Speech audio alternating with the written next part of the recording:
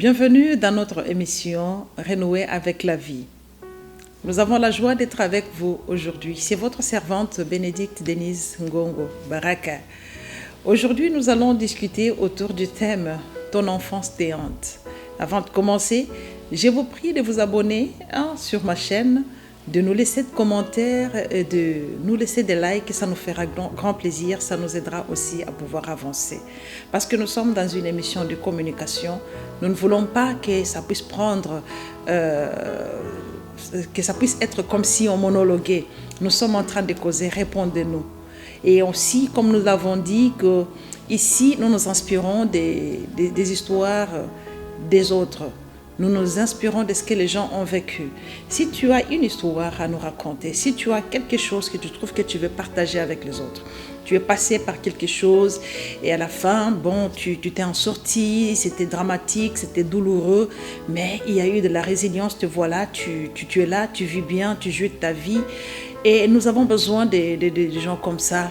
Vous pouvez nous contacter au travers des commentaires pour pouvoir partager avec nous et nous verrons dans quelle mesure nous pouvons prendre votre histoire pour pouvoir raconter aux autres. Et vous serez là, serviteurs, servantes de Dieu, parce qu'au travers de vos vécus, vous serez en train de sauver des vies. Voilà. Aujourd'hui, nous voulons parler de l'enfance, votre enfance qui vous hante. Nous savons, nous tous, que nous naissons de nos parents, nous n'avons pas choisi nos parents. Il n'y a personne qui a choisi ses parents, personne n'a choisi sa famille. Nous naissons et nous trouvons les choses et les gens, l'environnement dans lequel qui nous reçoit. Parce que ça, c'est la décision de Dieu. Ça, c'est le plan de Dieu. C'est la destinée, c'est le destin. On ne peut rien corriger. Quand je lisais la Bible, je suis tombée dans l'histoire de Job quand il souffrait. Et un jour, il a commencé à maudire le jour de sa naissance. Il a maudit le jour même de sa conception. Il a maudit, il dit, mais pourquoi est-ce que je ne suis pas mort même dans le sang de ma mère? Pourquoi est-ce que je suis né d'abord?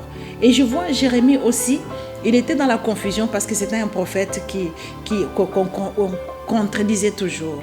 Il avait toujours des gens qui le prenaient mal quand il prophétisait. Eh bien, il finit un jour par dire que mon Dieu, je maudis le jour de ma naissance.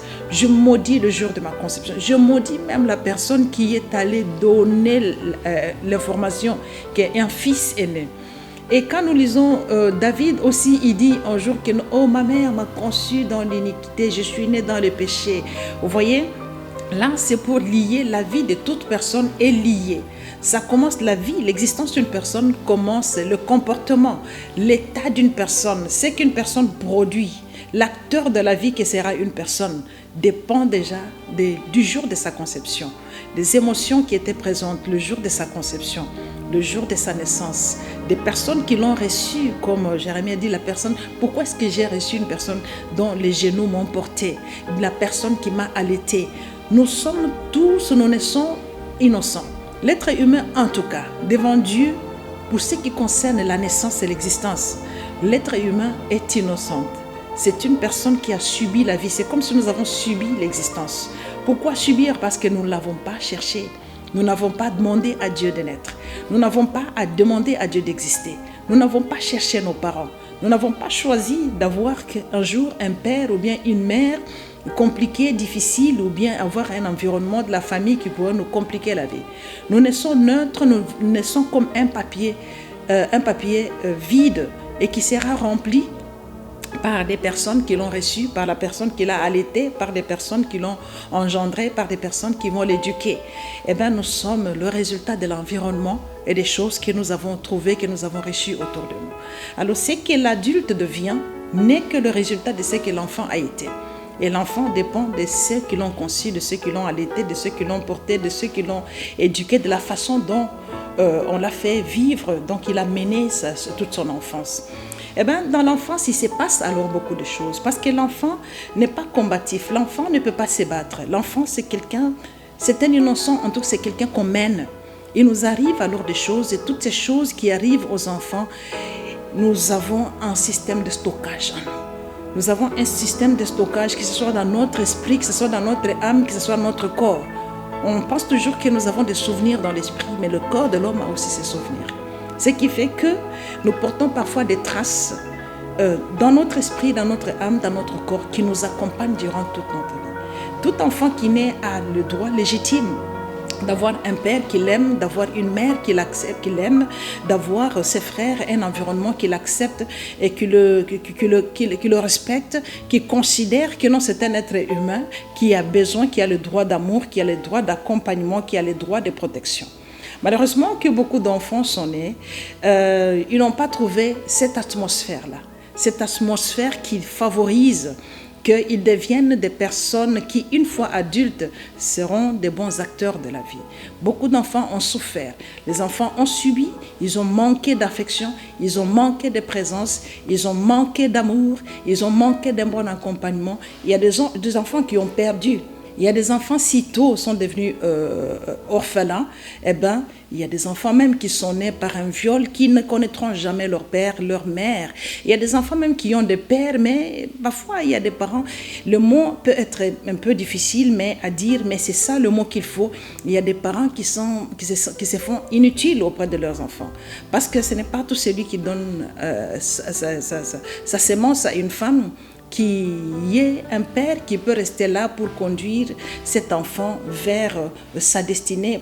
Et il y a des enfants qui, si tôt, sont devenus orphelins. Ils ont perdu leurs parents, ils sont restés dans les mains des autres. Ils ont subi l'injustice, ils ont connu des choses qui les ont marqués. Vous voyez, il y a des souvenirs qu'on aimerait oublier dans la vie, mais il y a de ces souvenirs-là qui s'oublient et de ces souvenirs-là qui ne s'oublient pas. Il y a des choses que l'enfant a subies, a connues, que l'enfant n'oubliera jamais. Il ne saura peut-être pas exprimer ça, mais on le vivra dans le comportement, dans les attitudes de l'adulte. C'est pourquoi il est question, un moment, de s'arrêter, de se demander vraiment, est-ce qu'il y a quelque chose, il y a quelqu'un qui parle en sourdine en moi? Parce que souvent, il y a cet enfant, comme nous l'avons dit, cet enfant, de temps en temps, il se réveille, soit c'est pour crier, soit c'est pour revendiquer quelque chose. Il y a des choses qu'un enfant avait besoin, il le revendiquera même étant adulte. Il faut lui donner ça. Mais si on n'est pas en mesure de le lui donner, il faut écouter. Il faut écouter cet enfant qui parle en toi. Il ne faut pas faire taire le bruit que tu sens en toi. Il ne faut pas trop condamner. Souvent, nous condamnons des gens. Tu vois, il a un comportement bizarre. Celui-là, il est méchant. Il ne rit pas. Il est comme ça. Si vous restez avec cette personne, causez avec cette personne, vous trouverez que son problème ne se trouve pas dans cet adulte mauvais que vous considérez, mais ce sont des problèmes qui ont commencé depuis sa tendre enfance. Alors, aujourd'hui, moi, je vais vous parler, je vais vous raconter une histoire. Comme je dis, je me livre moi-même. Vous voyez, un acteur se livre soi-même. Je me livre moi-même, j'ai des histoires à raconter et toutes mes histoires, mes vécus à moi, je préfère que ça puisse être des leçons pour les autres. C'est pour cela que Dieu a permis que je puisse vivre certaines choses. Je suis née d'une famille de beaucoup d'enfants. Mon père et ma mère, nous les avons connus jusqu'à ce que nous sommes devenus des adultes, jusqu'à dans leur vieillesse. Mais il est arrivé un moment où j'ai senti dans ma vie que je vivais avec un manque, que je vivais dans l'absence de mon père. Pourquoi je vivais dans l'absence de mon père? Non pas parce que ce n'était pas un papa qui ne voulait pas être présent, c'était un papa dont le travail nous arrachait à tout moment. Mon père, c'était un voyageur. Il voyageait chaque semaine, chaque mois, il était toujours parti. Et quand il revenait, tellement qu'on était beaucoup de filles, en ce moment-là, il avait 9 filles et un garçon, il avait adopté un certain comportement, une façon d'être d'un papa sévère. Et ces papas sévères-là, on pouvait l'accuser peut-être, mais aujourd'hui, étant adulte, on commence à le comprendre. C'était sa façon à lui de protéger ses filles. Il fallait qu'il soit vraiment sévère. Mais quelque part, une sévérité exagérée. On n'a pas eu, au fait, on n'a pas eu le temps, ce temps-là à savourer cette vie avec papa. Et on sentait le vide. Et quand il était à la maison, c'était un papa qui se mettait dans... C'est comme un lion qui se mettait dans sa tanière. Il n'y avait presque pas de communication. C'est cette façon d'être-là qui nous a fait manquer. Parce qu'on dit toujours qu'une fille, le premier mari d'une fille, c'est son père. Et c'est en communiquant, en jouant, en conversant, en discutant avec papa, que la fille apprend comment est-ce que les hommes sont, comment est-ce qu'il sera avec les hommes, comment est-ce que les hommes réagissent, est-ce que les hommes aiment, ce que les hommes n'aiment pas. La fille commence à le découvrir auprès de son père. Voilà pourquoi cet attachement des filles avec leur papa et les garçons s'attachent beaucoup plus avec leur maman. Alors moi, je disais que notre père était toujours absent. J'avais un amour fort vis-à-vis de mon père. J'avais des sentiments que je devais exprimer, mais dans notre temps, vous voyez, bon, on n'avait pas, c'est pas aujourd'hui que nous jouons avec les enfants. Un enfant peut venir te frapper à l'épaule, peut te dire allons jouer au parc. À notre temps, c'était pas comme ça. On jouait avec des amis, les parents, c'était juste des gens à respecter. Je sentais cet amour. Je voulais mon père, je le désirais, je l'aimais. Je l'aimais vraiment et je sentais ça. Mais je ne pouvais pas le lui exprimer. Je ne pouvais pas m'approcher de le faire sentir ou de sentir même cette affection parce qu'il était distant et c'était sa façon d'être. Alors j'ai grandi comme ça. À un certain moment, à l'âge de 16 ans, je sentais qu'il y avait cette revendication à moi. Je voulais mon père, je le voulais. Et un jour, je me rappelle que je l'ai suivi jusqu'à son bureau. Un jour, je l'ai suivi même quelque part. Et là, je lui ai dit, je te désire. Là, j'avais osé dire à mon père que non, j'ai besoin de toi. Je veux que tu sois là. Nous avons besoin de te voir parce que c'est toi notre père. Nous n'en avons pas deux. Si tu nous manques par le travail, ne nous manque pas quand tu dois être là. Alors j'avais beaucoup pleuré et c'était vraiment des larmes abondantes qui coulaient de mes yeux. Ces jours-là, j'avais vraiment touché le cœur de mon père. Il était rentré à la maison. Bon, après quelques temps, il a essayé de changer, mais c'était déjà un peu tard parce qu'on avait déjà grandi. Il avait déjà inculqué cela en nous, des filles froides, des filles qui pleurent, des filles qui ne savent pas s'approcher à un homme. Et c'est là, je pense que quand j'ai grandi, et ça m'a poursuivi. Je sentais que j'avais un problème avec des hommes. J'avais un problème avec les garçons. Même mes collègues de l'école, quand ils me parlent, on dit que non, j'étais trop dure avec. Je ne voulais pas causer, j'étais distante, j'étais compliquée. Envers les hommes surtout, j'étais très compliquée.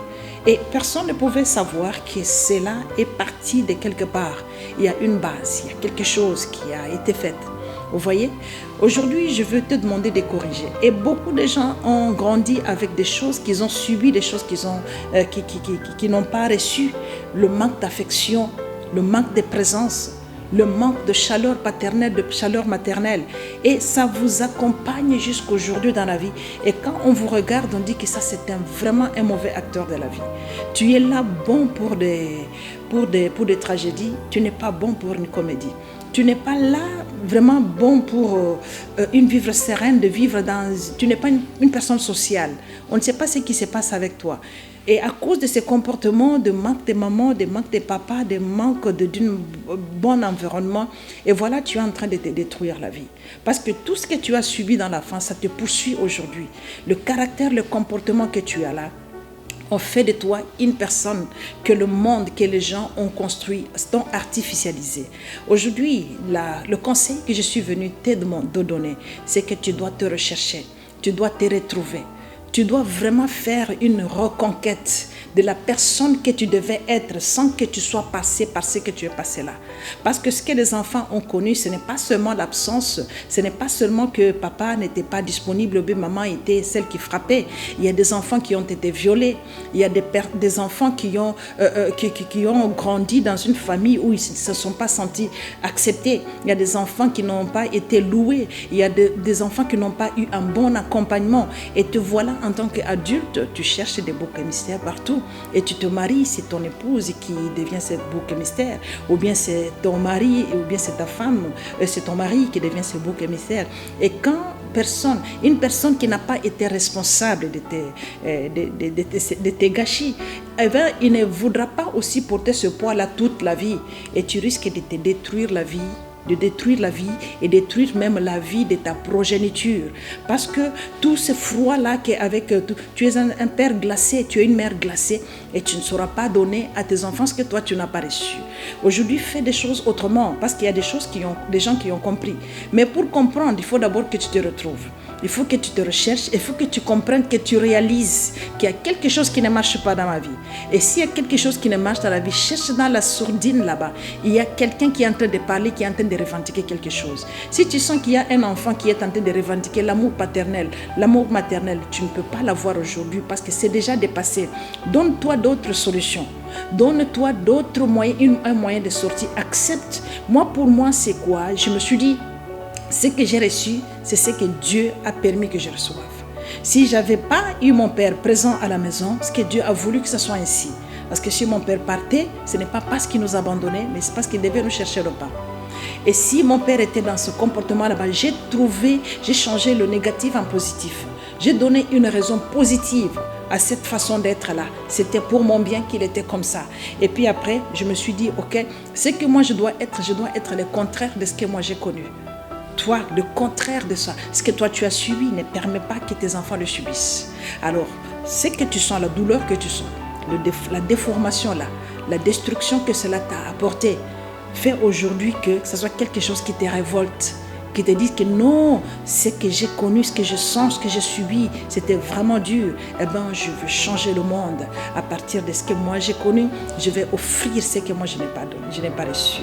Et si tu ne l'as pas reçu et que tu trouves qu'il n'y a pas moyen de corriger ça, donne-toi toi-même ce que le monde ne t'a pas donné. Parce que tu es capable de te donner ça. Tu es en mesure de changer des choses. Alors, change ta vie. N'accepte pas de continuer comme étant une personne artificielle. Deviens toi. Pour que tu t'en sortes et pour que nous puissions bien communiquer avec toi, il faut que ce soit toi. Nous sommes à la recherche de toi. Nous avons besoin que tu puisses renouer avec toi. Et pour renouer avec la vie, tu dois d'abord te réconcilier avec toi. Pour te réconcilier avec toi, tu dois te retrouver. Tu dois t'excuser et excuser tout ce qui s'est passé autour de toi. Et puis tu pourras avoir des jours heureux. Jésus-Christ lui-même à la croix, il a crié « Père, pourquoi tu m'as abandonné ?» Et si le Père lui a abandonné, c'était pour un but, parce qu'il était pour une mission. Il fallait que cette mission l'accompagne. Il fallait que cette mission se réalise. Le Père était là. Et comme il est le bon Père, il t'invite aujourd'hui.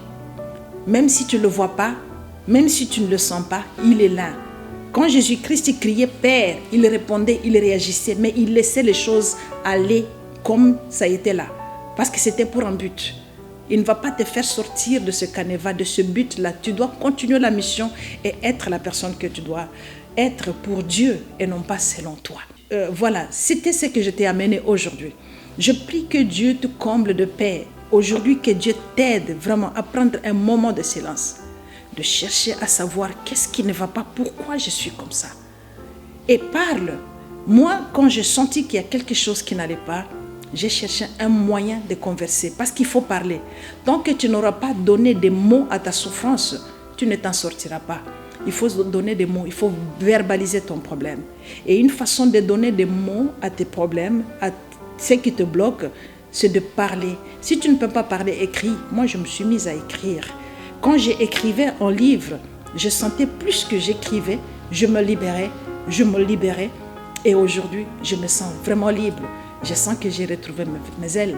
Voilà, je suis en train de m'envoler. Aujourd'hui, je suis devenue donneuse de leçons parce que tout simplement, j'ai laissé l'enfant qui criait en moi s'exprimer et je lui ai dit à cet enfant-là de cette terre d'arrêter de crier parce qu'il n'y avait plus de solution pour ça. Mais j'ai pris le positif, je le plaçais au-dessus du négatif pour pouvoir l'étouffer. Et je ne pouvais pas faire payer à mon père ni à ma mère quoi que ce soit. Parce qu'on ne peut pas faire payer à quelqu'un quelque chose que lui faisait de bon cœur ou bien que lui, il n'est plus capable de pouvoir te changer. Ça ne sert à rien. Profitons de l'amour, de la vie que nos parents nous ont donnée. N'allons pas chercher à fouiller là où ça n'a pas été bon. Profitons de la vie que nos parents nous ont donnée. Et disons que non, ça suffit. N'allons pas chercher là où c'était négatif, là où ils ont échoué, là où ils ont mal fait. Ça sera mal agir. Parce qu'il n'y a pas de parfait dans ce monde. Disons merci à nos parents pour ce qu'ils nous ont fait de bien, mais pour toutes les erreurs, il faut les enterrer parce qu'il ne faut pas leur demander ce qu'ils ne peuvent plus réparer. Que Dieu vous bénisse. Laissez-nous un commentaire, laissez-nous un like et abonnez-vous à notre chaîne. Et j'espère vous retrouver à la seconde épisode. C'était votre servante Bénédicte Denise Ngongo, mère des nations. À la prochaine.